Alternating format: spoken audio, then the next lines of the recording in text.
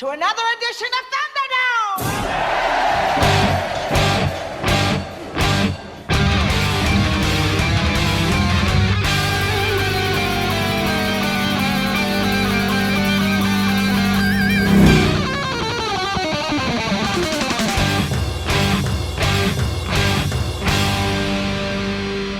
Welcome to the Mad Max Minute. Pat, I'd like to solve the puzzle Mad Max Beyond Thunderdome, 1 minute at a time. I'm Rick. And I'm Julia. And today we're talking about minute 40, which begins with Max watching the wheel spin, and it ends with Aunty looking quite satisfied. We are joined this week by Andy Nelson and Steve Sarmento from the Next Reel Film podcast. How are you gentlemen doing? Hey there. Thanks for having us on. We're excited to be here. Yes, it's thrilling to talk about a movie I didn't get a chance to talk about when Andy and Pete did it on their series. So this is my opportunity to weigh in on this. I'm very excited to be here. Now, just for people that maybe haven't heard you before, real quick, tell us a little bit about the Next Reel Film podcast. Basically, it's a movie podcast. We pick a movie each week and we talk about it in great depth. We spoil the heck out of it. It's just a very in-depth conversation, and we build them in different series. We're just about to start a series of time travel films, just kind of a whole variety of things all across the span of the cinematic universe. So it's a fun show. And then we do monthly series like the Film Board, where we talk about a film that just opened. And Steve's helping out on that one, plus some other shows that we do. And I think it was, 2-3 years ago that you went over the whole Mad Max series? It was right when Fury Road was coming out, and we timed it so we'd cover the first 3 films and then hit Fury Road when it hit theaters. And that was just a fantastically fun series. But yeah, it's been about 3 years now that we talked about the films. So I'm looking forward to digging in again. It's hard to believe it's been that long. I know, it's crazy. But then again, with 30 years between the third and the fourth movies, who are we to complain about 3? Yeah. Right.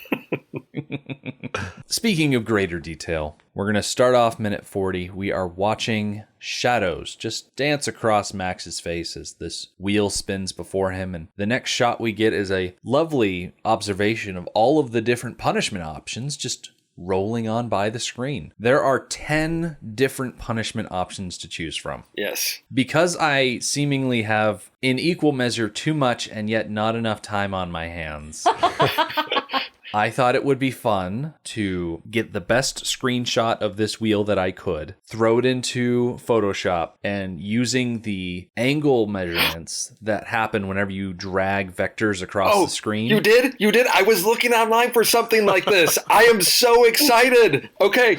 Yeah.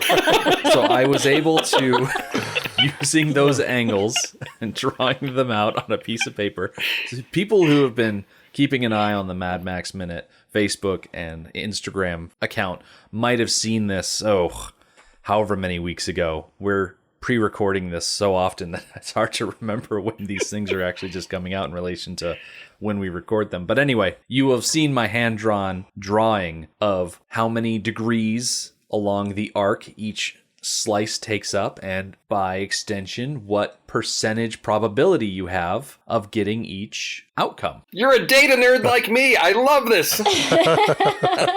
Because I thought there are diehard fans out there that somebody has to have gone in and thought, okay, what's his probability of getting each of these? Because as it spins past, you can see that, Auntie's choice is a really big chunk, but everything else, sort of spins by quickly. And, what are his odds of, getting death or life imprisonment? So, I can't wait to hear what you came up with.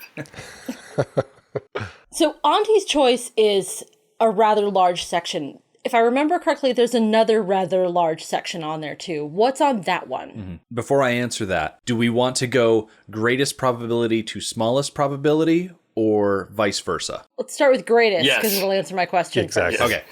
Okay. Now, based on my calculations, and I will preface this by saying that the picture I found was not straight on. It was sort of an angled picture. Yes. Yeah. So these are going to be estimations, and of course, the prop itself was not exact when they made it, but the highest probability chance for an outcome when you spin this wheel is hard labor with 14.4% chance of a result. Yeah, that's a big one. That's a big chunk right in there. Wow, I have so many questions. We'll start with the first one and we'll go from there. Well, my first question is, don't they realize that hard labor and the Gulag are the same thing? Well, see, that's the thing. Not only is a work camp the same as hard labor, you've also got a punishment that just says underworld. Which is also hard labor. Right. Yeah, exactly. Yeah. That's what Pig Killer's doing, right? Yeah. So really what I think is going on is that they need people to do this work. And if the criminals are the only ones they can get to do it, then fine. Yeah. So why don't they just sentence people to hard labor? Well, but Pig Killer, he got life, right? Isn't that what he said? He got life. And so I thought maybe he got the life imprisonment, which he said, well, down here, that's, 2 or 3 years. So I was wondering if he got hard labor, underworld, or life imprisonment, because it's not clear the difference. Does it all end up being the same thing, really? Yeah. It never occurred to me before that Pig Killer was sentenced by the wheel. Oh. I assumed that the designated punishment for killing a pig was life in underworld. Right, Oh, right. okay. Now it occurs to me that, he probably had to face the wheel. As if when he walked into Bartertown, he sort of had a end-user licensing agreement where upon entering Bartertown, you make a deal with Bartertown not to kill pigs. Yes. Exactly. Yeah. I like it. That makes me think about Pig Killer a little bit differently. I mean, I still think he's crazy. Well, yes, yeah. I do still think he's crazy. Aside from working in Underworld, being chained up like Pig Killer, I'm wondering about other interpretations of the term hard labor. Now, you know that they're essentially living in a quarry. That's the set, the brickworks where they built this. And so I imagine if Aunty has any aspirations of expanding Bartertown, instead of building past the wall that they all made with mud and debris and probably burnt out car frames and whatnot, she might be having people just out in the hot sun with pickaxes chipping away at the quarry behind the wall. Yeah. And, I was thinking about that too, because you also have, every one of her guards that she has, they all have outfits that are completely riddled with car parts, which makes me think that that could be something else that's hard labor, going out into the field of abandoned cars and pulling them apart to make armor and weapons. I imagine the whole idea of hard labor must come with the implication of working outside. Oh, okay. In the hot sun. Right, All right. So that's the differentiation between hard labor and working in Underworld. Right. Okay. Which, the more you guys are saying that, the more I'm thinking, any city or town that seems to run smoothly, the average citizen has no idea how much work goes on behind the scenes. Mm-hmm. Yeah. The construction crews and the fire department and the medics and all these people, the government and the secretaries and the payroll people, how much work it takes to run a town or a city. And that's a town or city in modern society with all the infrastructure. Yes, this town has almost zero infrastructure, but it's got Aunty at the head who is a powerful politician type person. I hesitate to really call her a politician because she's, if you get down to it, I don't think she's that good at it, but of course she has aspirations of expansion. Now, what other kind of hard labor things do you gentlemen suppose would exist here in Bartertown? Well, it's, just what you were just saying about this being a city and she's trying to build this community. People have got to go to the bathroom, and I don't know if they have plumbing here. So that could be part of it. They've got a place to go to the bathroom, and now they've got to that's hard labor, cleaning up the stalls. Oh, yeah. That's a really good point, because if you don't have somebody taking care of the human waste, everybody's going to get sick and die. Mm-hmm. Exactly. You want to capture that waste for conversion to energy. I wonder if it converts as well as pig waste. Pig manure? Oh, man. My. No, when you're in the post-apocalyptic era, there's so many opportunities for, just sort of slave labor and hard labor on things that we just don't even conceive of, because we've got automated processes for those things. And, simple things is, where's the water coming from? Is it coming from, is there a well? Is it being pumped from someplace? Where does Aunty get her clean water? Because we know the readily accessible water is radioactive. So if somebody's providing her with clean water, that's probably not something that's easily being pumped in. It's probably acquired possibly through some very difficult means of either a long trek and journey to go find that, or mining or digging down into aquifers to try to locate that water. So there's also the simple things. How do you survive day to day? The things we take for granted. Those could be the hard labor that people have to do just so that she has that basic level of civilization that she likes to tout, for Bartertown. When we first got to Bartertown and we got that long line of people walking up to the main gate, one of the first small groups that we saw in that line was, I think, 2 or 3 individuals that were chained together. It's very possible that they were a hard labor crew being brought back to home base after retrieving something. Oh, yeah. I imagine when you don't have fuel and you need to retrieve a large vehicle, you just get a hard labor group together, chain them to the front of that vehicle, and suddenly they're your makeshift camels. Yeah, right? Well, and also it's aside from figuring out what to do with water, I mean, they might also be sending people out to try finding other sorts of resources, I mean, knowing that, I mean, obviously they don't know that these kids are X number of miles away with this oasis, but they probably are trying to find other survivors out there who have other communities where they can trade too. I don't know if that constitutes hard labor, but I'm sure that they are also finding ways to access those people. I think when you're trying to punish someone, you can turn just about anything into hard labor. Exactly. Even if you're just harmlessly going out to scout, if there's someone there with a whip and a overpowering personality, you make just about anything unbearable. Along that same idea, I'm kind of surprised that no scouts from Bartertown had discovered the airplane. Yeah, right? Yeah. And had completely stripped it for parts. It is a pretty large landmark. Yeah. Yeah, good point. If they're, because they would have all of its parts, they'd be wearing all of those parts. They clearly love wearing, Everybody would be sitting in airline seats. Yes. That'd be fantastic. And everybody would automatically be more miserable. So now here's a question. So life imprisonment, though, so does that not include hard labor? Are they just like in a prison, like in a cage somewhere? I have my suspicions about the life imprisonment one. There are actually 2 other options that come with higher percentages before life imprisonment. So we'll put a pin in that. Okay. Because the next largest section with 14.2% chance of result is Auntie's Choice, which I'm assuming is a bit less heart-wrenching than Sophie's Choice, but that's an entirely different thing. That's a totally different film, yeah. Either way, I'm pretty sure it's Auntie's favorite option to see. You on think the so? wheel. Oh, absolutely. Oh, I would think it'd be her least favorite. Really? The whole point of the wheel is to be random and to force a guilty party to choose their own punishment, even if it's by force. And if Auntie then has to choose it, that puts some level of responsibility on her. And I don't think she wants that kind of responsibility. And I don't know why it's even on the wheel. Well, you have to think about how she's going to build her jazz band. She may have acquired her saxophone player as Auntie's Choice, and she's slowly building her entourage that way. And she's able to sort of assess these individuals, that are in this deal that's been broken and say, is this somebody that she can leverage?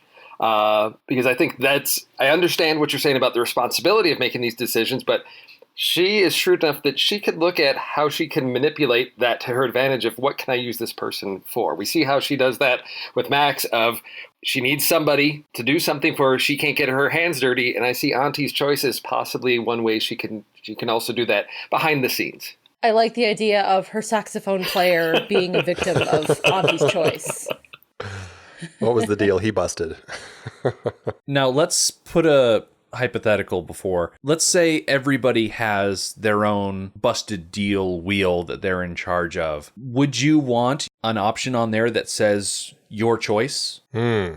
That's tricky. I mean, from what Steve was saying, I can see that it would make sense where if I have my ulterior motives that aren't on the wheel, that's absolutely what I'd be hoping for, because I'd be able to use that to get what I was really wanting out of a situation. Yeah, I think Steve raised a really good point with the whole using people how you see fit and taking advantage of their specific skill set. I definitely understand, Julia, what you were saying with the whole, that's a load of responsibility and suddenly you're in charge of it. But at the same time, if you observe two people in dispute and their deal breaks down and one of them has to face the wheel, you can turn around and come out ahead. You can inadvertently benefit from their misfortune, or even you could say, well, my choice is one of these other options on the wheel. I've been thinking about it, and my very first answer was absolutely not. I do not want responsibility over anybody's punishment. But then I'm still thinking about that saxophone player. Okay.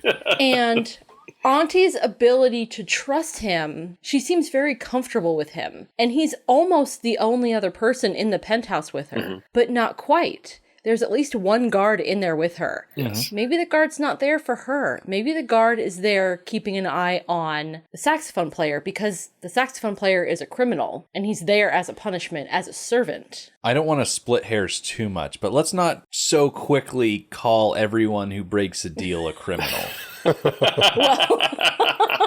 Well, in their world, breaking a deal is a crime. That makes them a criminal. Okay, technically, yeah. Yeah. Hair double split. Yeah, this is Barter Town where everything is about trade and making deals. Whether you can spit and shake on it or not, it seems like making a deal is an important thing. And when Max walks into town and has nothing to trade and barter, he's a suspicious character because everybody knows Barter Town is the place where you come to make a deal. Mm-hmm. And so to me, that would be the ultimate law of if you break a deal, that's like the overriding concept of what Barter Town is you broker a deal to exchange goods or services, whether it's, a bag of wheat or a woman for 2 hours for furs.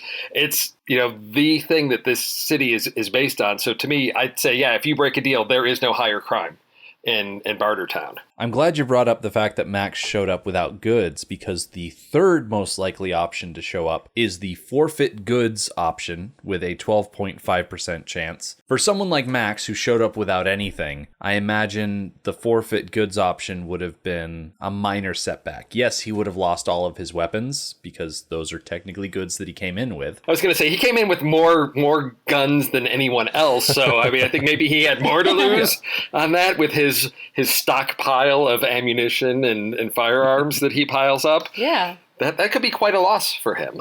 It could be quite debilitating if you make your entire wasteland livelihood trading goods. Like, let's say you come in with a wagon full of grain or something like that. Yeah. And you are trying to make a deal with someone inside Barter Town, and you break that deal for whatever reason. They could just take your entire cart of grain, and then you've got nothing. Yeah. Okay. What if your trade good is working in the brothel and you don't have anything but your own body and your own skills? And you don't have any Viagra, now you're in trouble. I don't want to get into the amputation punishment just yet. We'll save that. What stands out to me about this option is that it just says forfeit goods. It doesn't specifically say you forfeit all of your goods. It could just be that you forfeit the goods involved in the deal. Oh, okay. All right. Yeah, that seems fair. And in Max's case, the deal that he broke was kill someone or be killed. So the goods he would have to forfeit would be his own life. Or his murderous nature? Yeah. It's hard to really say. Or the fruits of the deal. Oh, maybe? yeah. Which he's already forfeited by breaking the deal. Yeah. By revealing that it was all a setup. what is it? Yeah. A setup, right? That she had set this whole thing up. So, he pretty much broke it right away. But, the deal, the secret deal, and I know it's different, but he had the deal with Aunty that she was going to help him get all of his camels and everything back in his rig. So I guess kind of he's forfeiting that as well. Yes. Any chance of getting any of that. Yeah. Yeah, Max is being punished, I think, a couple times over. Right. There's a bit of overlap when you deal with the wheel. By breaking the deal, he's already forfeiting the prize from the deal, and he has to face the wheel. Yes. Yeah, and I guess by going on the Gulag, he also he has to forfeit all of his goods because he's not sent with all of his guns or anything else, right? Right. Very true. Yeah. That would have been quite the thing. And they took some of his clothing away too, did they? Yeah. Yeah, his robes and cloak. Pieces, Yeah, he was just wearing his pants and his t-shirt. And his hair. Right. And his hair. It's almost a cloak of its own. At least they let him hair. keep his jacket. At least they let him keep his jacket. So I want to go back to the life imprisonment punishment because next up is that one specifically with an 11.8% chance of a result. Now, there was that question. How does life imprisonment compare to underworld? How does it compare to hard labor? I suspect that they probably have and I'm using finger quotes here, a jail hole, some sort of place where if you get life imprisonment, they throw you in there and then they just kind of leave you. And that's it. Yeah. Yeah. That would make the most sense. They can't afford to have a prison where people just stay in cells. Right. The reason that there is underworld to work at or hard labor is because things need to get done. And they don't have a lot of resources to pay people or trade people goods for their services, so they force people into it. Yeah. It feels like prison is a luxury that Bartertown can't afford. Yeah, if you go out into the wasteland and say, hey, if you go to Bartertown and break a deal, they'll throw you in a room with a cot and you're given water and bread every day. There are people out in the wasteland who will say, wow, that sounds like an amazing deal. Exactly. Yeah. That's the biggest problem with the life imprisonment angle is, I mean, it has to include hard labor or being in the underworld. I would like to think that their version of life imprisonment is very akin to, I think it was Batman The Dark Knight Rises, the third one with Tom Hardy in it, where Bruce finds himself in a giant pit yes. with other prisoners. Like, I imagine it's a jail like that. Yeah. Where everyone just gets tossed down there and they have their own little economy that kind of builds naturally. Right. Kind of forgotten about. Yeah. So they have their own little underworld? How horrific is that? I mean, Bartertown's already a rough place, and then you're going to take the worst of the worst and throw them into a hole in the ground. Oh, that's brutal. Because it can't be typical prison because there's not going to be caretakers. They can't afford that. So it's got to be you're thrown into some place where you fend for yourself and last as long as you can. The inmates running the asylum. Yeah. I don't think you could necessarily call it underworld. You'd have to give it some sort of, like, you call it Holzberg or Yeah. Pittsville. Yeah, Pittsville. Pittsburgh. Yo! Oh, there you go. Oh. I found the idea of this fascinating because once you put more than one person down in this hole, so you've got two people, well, they're going to start divvying up responsibilities. Like, okay, you clean the waste and I'll find clean water. Well, there you go. You have a society.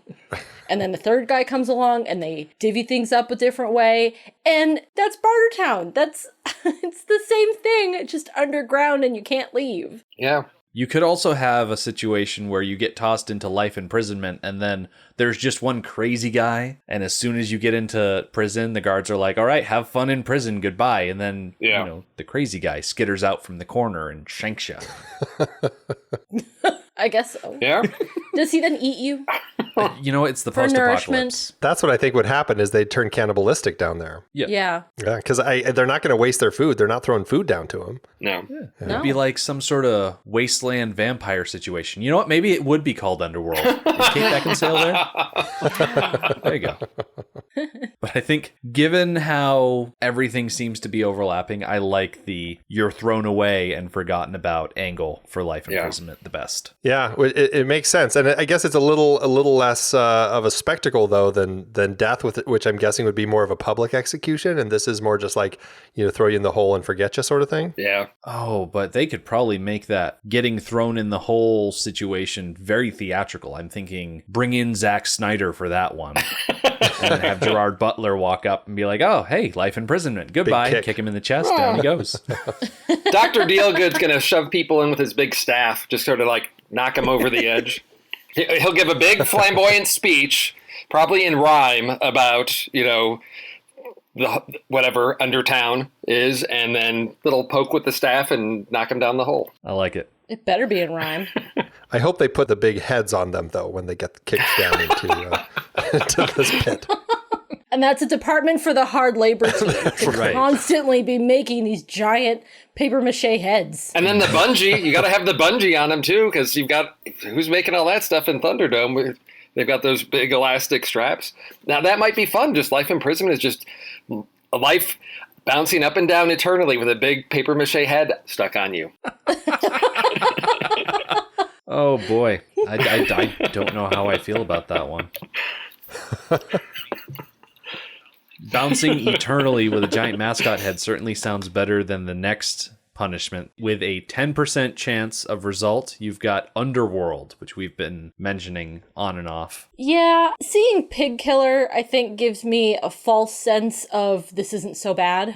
Because he's so cheerful. Like, there are pros and cons to Underworld. Okay, what are the pros to Underworld? The pros of being sentenced to Underworld, you've got interesting coworkers, for sure. Yes. Okay. You get time off for Thunderdome matches. Okay. Like when a big fight's coming, Exactly. you can go up on the Okay. I was surface. wondering Yeah. about that. Yeah. And a roughly 2 to 3 year life expectancy. That doesn't sound so bad. Yeah, that's The true. first thing that came to mind was that you actually get to do something useful. Yeah. I was doing a lot of reading about gulags for obvious reasons. And there are some theories about the gulags that the hard labor that they were doing wasn't actually needed. They were just doing hard labor for the sake of making the people work. And just for the pain and the strain of it. So actually getting to do something useful with your hard labor, at least you get to produce something. Yeah, you take a little pride in your work. Right. Yeah. Yeah, I guess you know that as much as you're shoveling, that that's going to make sure that there's power, lights, and other things. That if you're not doing your job, you're not contributing. Yeah, your life's going to be more miserable as opposed to meaningless labor, which regardless of whether you do it or not, your life is miserable. Here, well, at least if I shovel, I know we're going to have lights down here, so that is a positive. Yeah.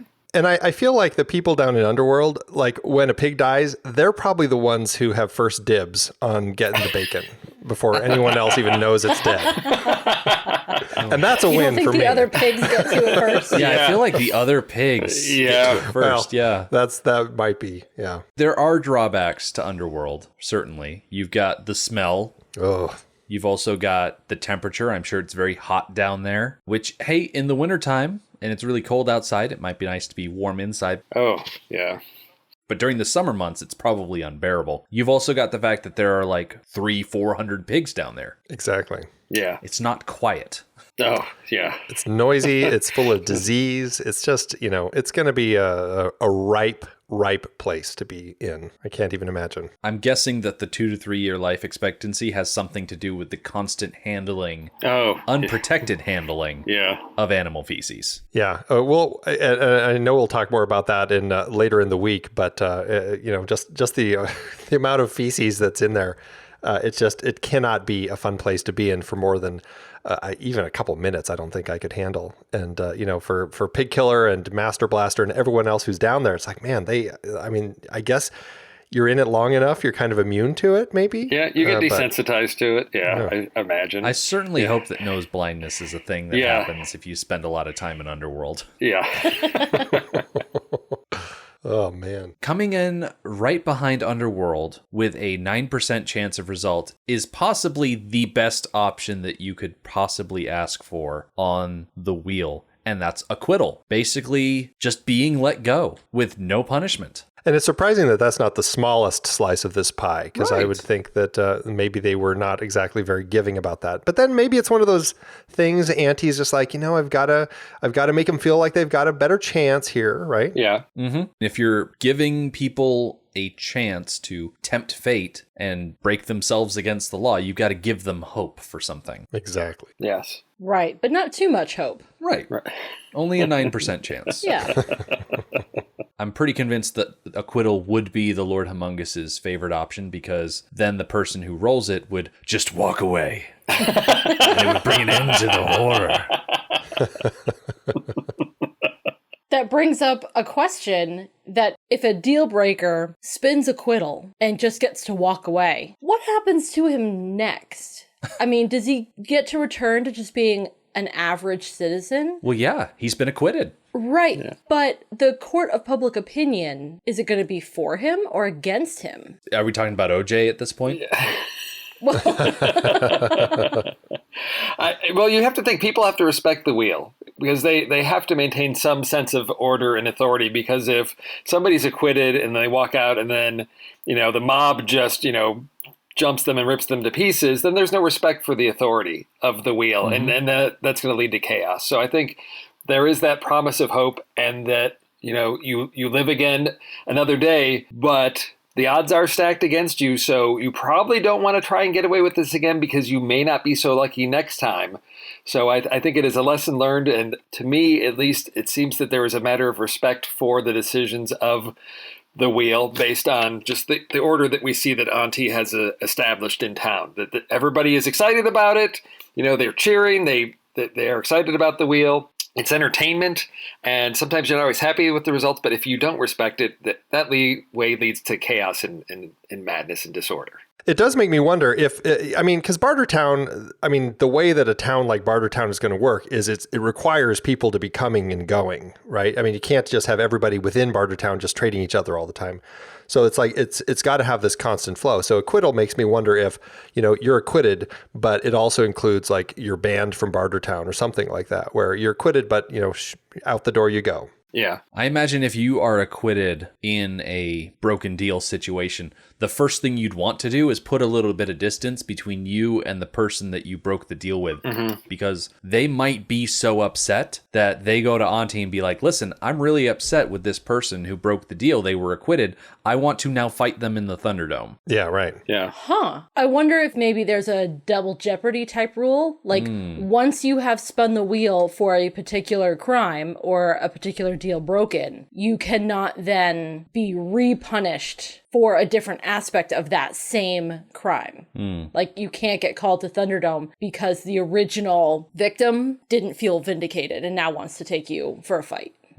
But I also wonder, like, how far outside of Bartertown do their rules apply? Like, if you're like so far out of Bartertown, it's like, okay, well, you're not in city limits anymore.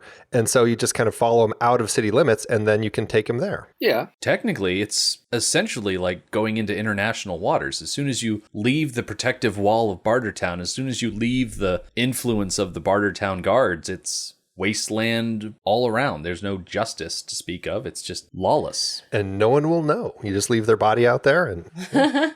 So as a deal breaker whose reputation is now soiled, probably nobody will make a deal with you. Yeah, I wouldn't think so. So you leave town, but if your victim is mad enough, they'll just follow you out. So, Interesting. Wasteland justice. yeah, just because you're acquitted by the law doesn't mean you'll be acquitted by the public. No, they could brand you. You're acquitted, but we're going to mark you in some way that, yeah, you're a deal breaker and you got off. You got lucky this time and you got off, but we're gonna brand you. We're gonna mark you some way so that people know not to make deals with you and basically condemn you to, you have to go find someplace else, but you're no longer welcome here. Which could be just as devastating as something like losing your goods. Yes, Absolutely. Yes. Kind of feel like the acquittal wedge should have been labeled something different, like branding. That's a dark path, but I wouldn't have put it past George Miller if it was on here. No. Oh, yeah. Yeah. Keeping with some sort of alliteration, the next option down on the list is amputation with 8.5% chance of result. Ooh, I'm glad that one is only 8.5. That is gruesome. You know what's equally gruesome is the fact that it says amputation, but it does not specify what will be amputated. Or how. We could be talking about a finger, a hand, a forearm, an entire arm, could be a leg, a foot, or something a bit more sensitive, going back to that discussion of forfeiting goods. Aye. Now, this is such a small, wedge of the entire, wheel, but I don't recall, and maybe you've seen, do we see any members of the population of Bartertown that appear to have had any significantly visible amputations? Do we see people, hobbling along on one leg or without an arm or part of an arm? Is that anything that is? There's mobs of people, so it's hard to pick that out. But I didn't see anything played up or emphasized that would lead me to believe that, this is a frequent occurrence in Bartertown. Nothing's coming to mind, which seems very reasonable because those people are going to die of infection. Right. Good point. Yeah. Let's get That is almost a guarantee. They are going to die. I'm going to use this saw to cut off your arm. Let me just rinse that off in this water. Oh, whoops, it's that radioactive water. Yeah, okay. Yeah. Well, you spit on it. Maybe if you're lucky, it'll grow back as a tentacle, but, otherwise, you're looking at an infection and probably death within a couple weeks at least. Yeah. Good point. A gruesome, painful death. Yes. Yeah, because thinking back to, isn't it the first Mad Max where somebody loses a body part, right? And I don't think it went well for him, as I recall.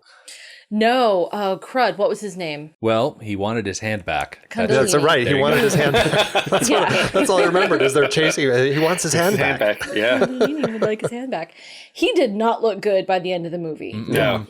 Very, very bad. The way he lost his hand, having it literally torn off at the wrist by a steel chain, probably didn't help. But it's an amputation. That's what they might do here. Would you rather have your hand sawn off by somebody who may not do it quickly, or would you have it ripped off quickly? Oh, jeez. That's a Sophie's choice. That's what that is. I think I'd rather have it done quickly. I guess so. I just keep thinking of him in that movie, and I'm like, it just went so downhill for him so fast. It is. I mean, you're gonna die either way. Yeah, right. Because in neither movies is there a great presence of medical care. Yeah, right. Ugh. But the idea of having somebody with a saw who may have a hard time doing it, who may do it slowly, who could get the saw jammed in your bone. The saw may be dull. They may do it in any number of other ways. Yeah. It may look you. like it hurts more, but it would be quick to have it just ripped off by a speeding away car. Oh, yeah. We're going to amputate your foot by having the pigs just slowly eat your foot off. Yeah, that's just... yeah. Julia, if there's one thing I love about you, it's how you sell a hypothetical. It was You just poetic. make it sound so vibrant.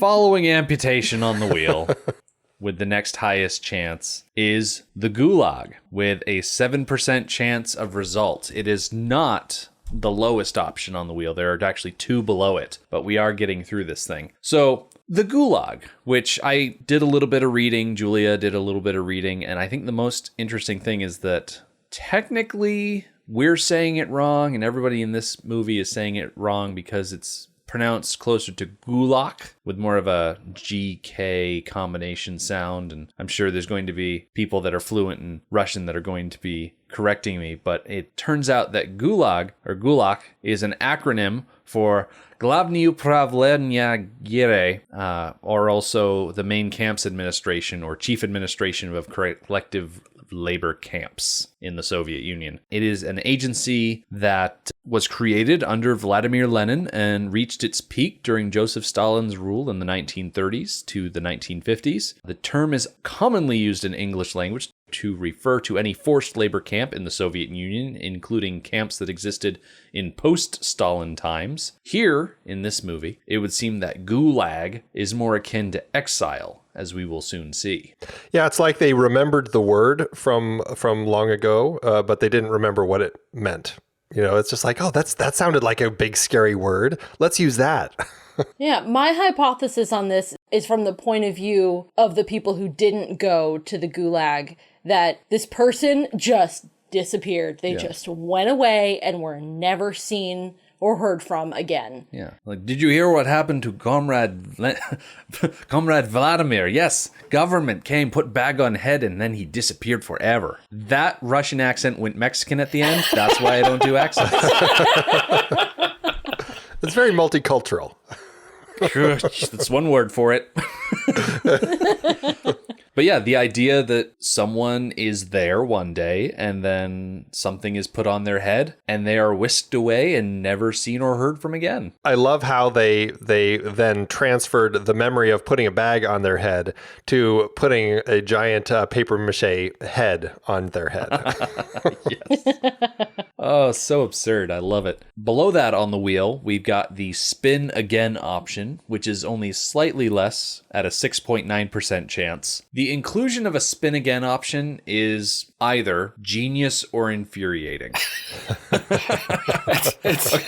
It's extremely if sadistic. You are an observer. Yeah. Yeah. And you are expecting the wheel to show a punishment and it lands on spin again, you as an observer are going to be furious. It's going to be infuriating. If you are someone spinning the wheel of your own power, then landing on spin again is technically an option for you to take a hold of that wheel, adjust how much effort you put into spinning it, and maybe try for the acquittal space. Yes. Hopefully you've been on the Showcase Showdown on Price is Right, and you just really know how to, manipulate that wheel. Just give it a little extra something to get into the next zone. Exactly. Yeah. That's how I see it, at least. Yeah. Wow, that is foolishly optimistic. Well, Julia, given that the other options are life imprisonment and forced labor and whatnot, I will take any shred of positivity I can Okay. in this situation. Okay. Yeah. There's no hidden spaces like on Wheel of Fortune of like, oh, well, you spun. Let's take that tile off, see what you really want underneath. Oh, underneath the Gulag, it's actually a trip to the beach. No, they're not. That's not that kind of wheel, unfortunately. That would have been great, though. I would have loved to see that. Find out where the Gulag actually is. You're heading off to an oasis with children. Oh, I'll take the forced hard labor. Yes. The final spot on the wheel with a paltry 5.3% chance is the spot simply entitled Death. Now, you could argue that a lot of the things that we've already talked about are essentially a death sentence to begin with, but the death spot specifically, there's no question about exactly what's going to happen afterwards. Yep. I imagine that they would be put to death right then and there. Oh, yeah. I don't know, because they like to make a big show of everything, so I'm thinking this moves to a secondary side stage for another performance, because we've got break the deal, spin the wheel. Okay, now you've spun death, so now we're going to have Dr. Dealgood do another intro, rhyming some type of chant for the crowd, thinking what rhymes with death, and we can be chanting, or they're cheering for their favorite methods of death, because there's not a lot of entertainment in Bartertown, so it seems like they're going to take every opportunity to turn something into a horribly evil and sadistic game show whenever they have that opportunity. So it might be easy to just swing the axe and behead them right there, but I'm thinking they've got so many implements of torture and death around there that, I wouldn't be surprised if okay, now we're going over to the death wheel. And we're going to find out how you're going to be killed. You're going to spin. It's like tic-tac-toe, or it's like, what was that? The game show with the whammies and the no big whammies, board. no whammies. No whammies, no whammies. Stop. And you find out exactly how you're going to die. I would love to see a Bartertown version of that little yodeling hiker game from The Price is Right, where you've got to try not to fall off the edge. It's going to stop on a certain punishment, and if it ends up going up over the edge, they just throw you off a cliff. And that's your death sentence. Yeah, or you've got Plinko of Death, where you're going to take that big disc and slide it down to see which slot it falls into. Or better yet, they've taken the Plinko idea and mashed it together with a guillotine so that they drop a giant saw blade at the top of the Plinko, and you're down there at the bottom. Just plink, plink, plink, plink, and then chop. Do you think they fill the other slots with spectators? All the other people who have hit death on the wheel. Who's going to die this week? Oh, wow. I like the idea of a slow death, because then that would give Max the opportunity to cry freedom. He's got the hair for it. Oh, that's right. That would have been great. Speaking of Max, we're still pretty early on in this minute. There's not a ton to minute 40, which is why we spent so much time on the wheel, because we're looking at Max. We got a slow zoom on him as he watches the wheel spin. We cut over to Aunty. We cut back to the wheel. We cut to Max. We cut to Aunty. It's all very dramatic. All very dramatic. Very dramatic lighting. And that's the one thing that I never thought about till revisiting it, which is as the wheel's spinning, we see light moving across Max's face. And I looked at that wheel and said, that doesn't look like that reflective of a surface. It almost looks like the light is coming from under the wheel. And then, of course, I'm thinking, well, now I'm just breaking this down and analyzing this far too much because we're in Bartertown. Creates great tension and gives that sense of the wheel spinning. But practically, I'm thinking, there's no light source for that. Where's the light source for this light on his face? Well, that was what I kept thinking that too, because I'm like, why would they go to the lengths of putting a light under the wheel to shine up at the victim's face? It's dramatic emphasis. That's the logical reason. It looks great. It looks great on camera, and that's the only reason you need to have to do it, because this is Mad Max Beyond Thunderdome, and it's going to look cool, and that's really all that matters.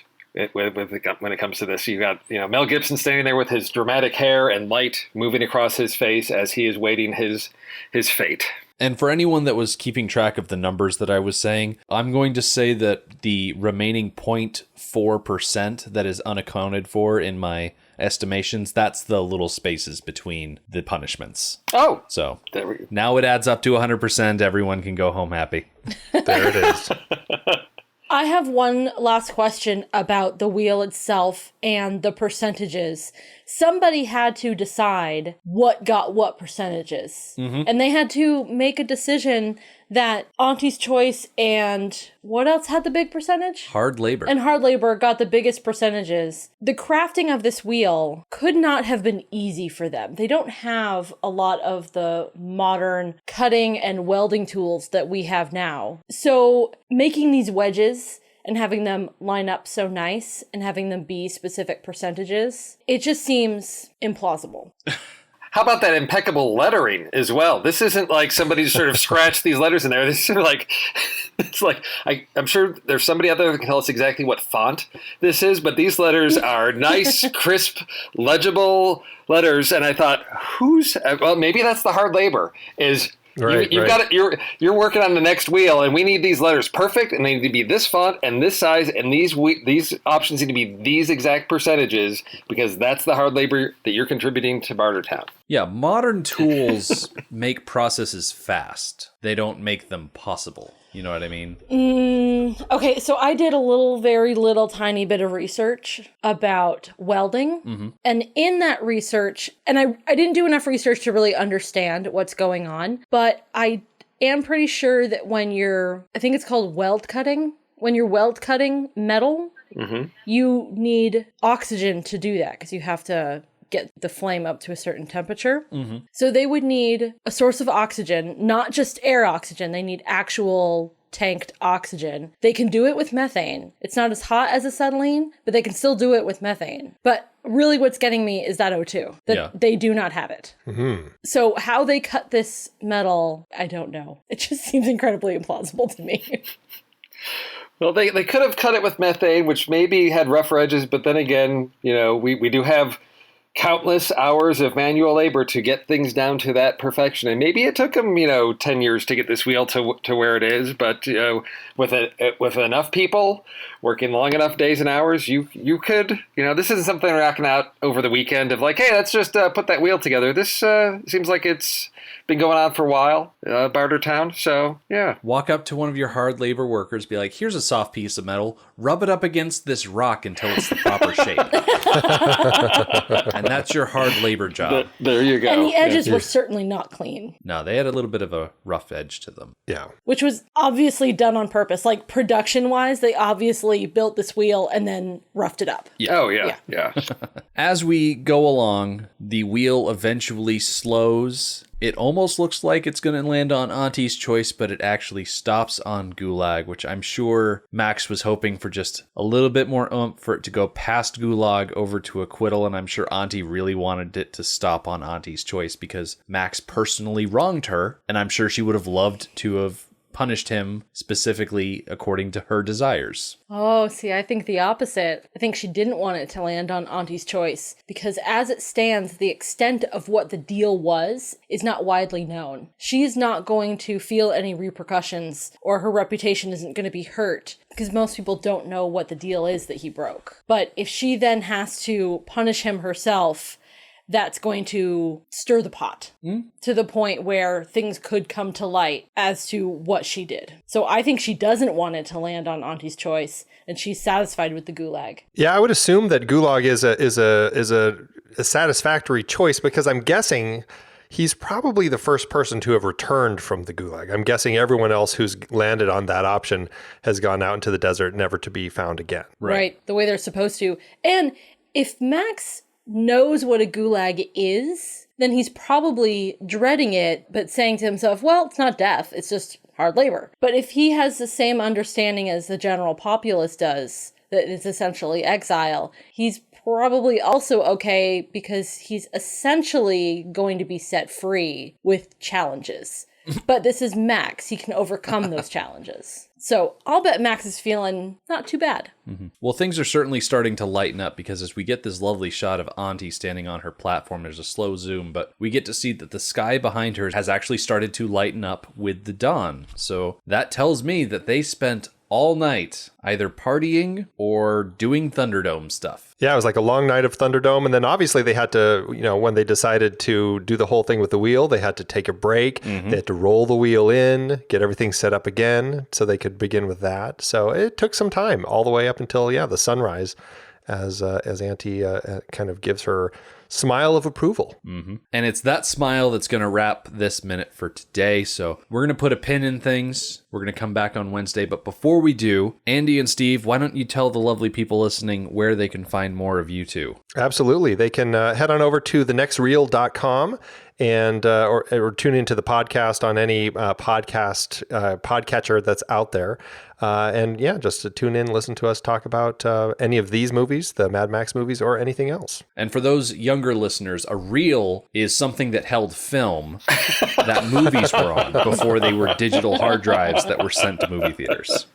So, that was just a sad thing to have to think about. As for us, we have a fun day ahead of us on Wednesday. There will be sun, there will be sand, and our hero will get to go out into all of that tied backwards to a horse. It's kind of like 1963's Beach Party, except it's absolutely nothing like 1963's Beach Party. The Mad Max Minute podcast is a fan project by Rick and Julia Ingham. The Mad Max franchise was created by George Miller and Byron Kennedy, is presented by Kennedy Miller Mitchell Productions, and distributed by Warner Brothers. Mad Max Minute is produced and edited by Rick Ingham. Our opening music is Verdi's Dies Irae by Daniel Batista of danielbatista.com. And our outro music is We Don't Need Another Hero by MilitiaVox of militiavox.com. Our home on the internet is madmaxminute.com. You can follow us on Twitter at madmaxminute, like us on Facebook by searching for Mad Max Minute, and join our Facebook listener group, Mad Max Minute Beyond Microphone. If you'd like to support the podcast, visit madmaxminute.com where you can check out our TeePublic storefront by clicking the store link, join our Patreon by clicking the support link, or make a one-time donation by clicking the donate link. Thank you for joining us for Minute 40 of Beyond Thunderdome. We'll see you next time.